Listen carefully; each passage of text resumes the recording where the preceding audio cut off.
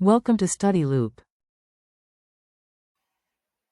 So in this question, we're asked to identify the boundaries for the central 48% of a standard normal curve.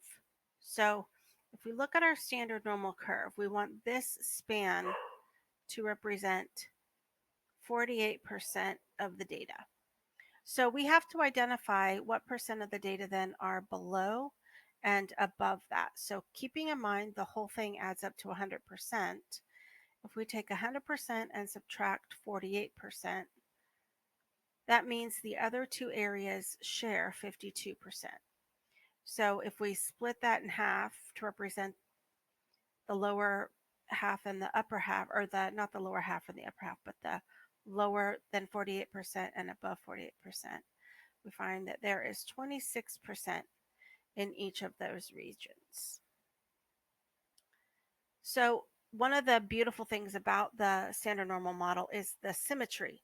So if I can identify what this z-score boundary is below, then I will also know the positive version of that will be the z-score boundary at the top end. So you could use your calculator to do this, or you could use a standard normal table. And I'm going to use the standard normal table to approximate this z-score here. So I want 26%.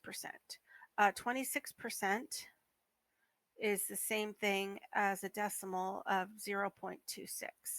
So I'm going to look at my table for approximately 0.26, and I can see that this is slightly above and this is slightly below.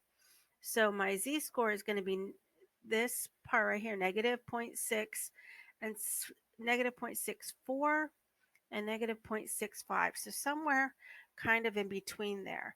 So this z-score right here is approximately negative 0.64, which means this z-score boundary, let me put that in red over here, negative 0.64. And then the upper boundary is positive 0.64. So in other words, 48% of the data values are expected to be between negative 0.64 and positive 0.64 in a standard normal distribution.